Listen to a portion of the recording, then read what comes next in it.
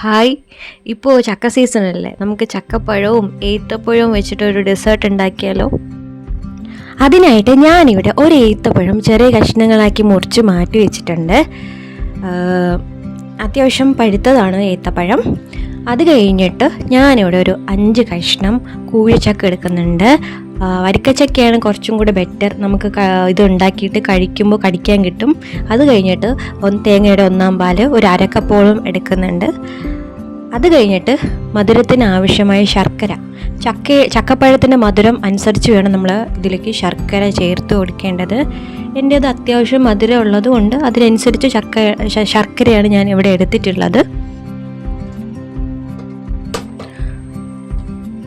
അടുത്തതായിട്ട് ഒരു പാൻ ചൂടായതിന് ശേഷം അതിലേക്ക് വെളിച്ചെണ്ണ ചേർത്ത് കൊടുക്കുന്നുണ്ട്. നിങ്ങൾക്ക് വെളിച്ചെണ്ണയ്ക്ക് പകരം നെയ്യ് കൂടി ചേർത്ത് കൊടുക്കാവുന്നതാണ്. ഈ വെളിച്ചെണ്ണയിലേക്ക് നമ്മൾ ചക്കപ്പഴം ചേർത്ത് നന്നായിട്ടൊന്ന് വഴറ്റി കൊടുക്കുന്നുണ്ട്. ഈ പാത്രത്തിൽ നിന്നൊന്ന് വിട്ട് വരുന്ന ഒരു സ്റ്റേജ് ആവുന്നത് വരെ ഒന്ന് വഴറ്റി കൊടുത്താൽ മതിയാകും. ഇത് കണ്ടോ, പാത്രത്തിൽ നിന്ന് വിട്ടു വരുന്നൊരു സ്റ്റേജ് ആയിട്ടുണ്ട് ചക്കപ്പഴം. ഇതിലേക്ക് നമ്മൾ അരിഞ്ഞു വെച്ച ഏത്തപ്പഴം കൂടി ചേർത്ത് ഏത്തപ്പഴം ഒന്ന് ഒരു ചെറിയ രീതിയിൽ റോസ്റ്റായി വരുന്നത് വരെ ഒന്ന് വഴറ്റി കൊടുക്കേണ്ടതാണ്.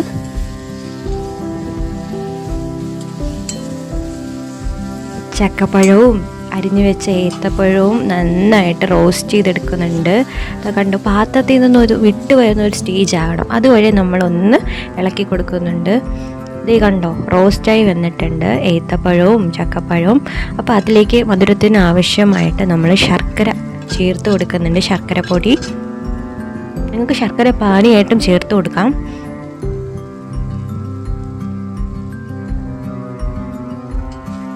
അങ്ങനെ ശർക്കരയോട് ചേർത്തിട്ട് നന്നായിട്ട് മിക്സ് ചെയ്ത് യോജിപ്പിച്ച് കൊടുക്കുന്നുണ്ട്.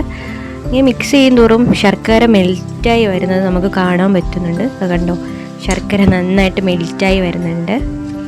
ശർക്കര സിറപ്പ്, ഇവിടെ നിങ്ങൾക്ക് ശർക്കരയ്ക്ക് പകരം ഷുഗറും ചേർത്ത് കൊടുക്കാവുന്നതാണ്. സെയിം പ്രൊസീജിയറാണ്.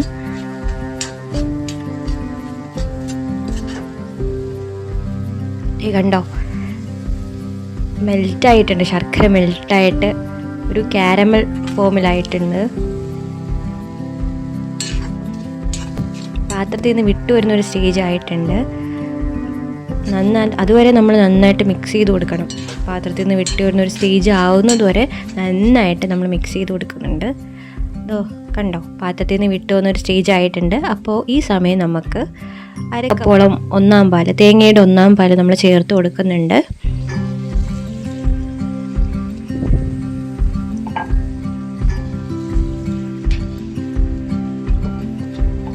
അങ്ങനെ തേങ്ങാപ്പാലും ചേർത്ത് നന്നായിട്ട് ഇളക്കി യോജിപ്പിക്കുന്നുണ്ട്.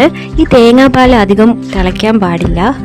ഈ ഏത്തപ്പഴത്തിൻ്റെയും ചക്കപ്പഴത്തിൻ്റെയും മിശ്രിതത്തിൽ കിടന്ന് ഒന്ന് കുറുകി വരുമ്പോൾ നമുക്ക് ഓഫ് ചെയ്യാവുന്നതാണ്. അങ്ങനെ അതുവരെ നന്നായിട്ട് മിക്സ് ചെയ്ത് കൊടുക്കണം. കണ്ടോ, ഒന്ന് കുറുകി, തേങ്ങാപ്പാലൊന്ന് കുറുകി വന്നിട്ടുണ്ട്. ചെറിയ രീതിയിൽ തിള വന്ന് തുടങ്ങി. ഈ സമയത്ത് നമുക്ക് ഗ്യാസ് ഓഫ് ചെയ്യാവുന്നതാണ്. കൂടുതൽ തിള വരാൻ അനുവദിക്കരുത്. അതുവരെ കണ്ടോ, ഒരു തിക്ക് കൺസിസ്റ്റൻസി ആയി വന്നിട്ടുണ്ട്. നമുക്കിനി ഗ്യാസ് ഓഫ് ചെയ്യാവുന്നതാണ്. അങ്ങനെ നമ്മുടെ ചക്കപ്പഴം ഏത്തപ്പഴവും ഉപയോഗിച്ച് ഉണ്ടാക്കിയ ഡെസേർട്ട് റെഡി ആയിട്ടുണ്ട്. ഇതിന് ചക്കപ്പഴം ഏത്തപ്പഴം പുതപ്പിച്ചത് എന്നാണ് പറയുന്നത്. അപ്പോൾ എല്ലാവരും ട്രൈ ചെയ്ത് നോക്കണം. ഇത് വന്നിട്ട് ഒരു ചക്ക പായസത്തിൻ്റെ ഒരു ടേസ്റ്റാണ് വരുന്നത്. അടിപൊളി ടേസ്റ്റാണ്. എല്ലാവരും ട്രൈ ചെയ്യണം. Thank you so much.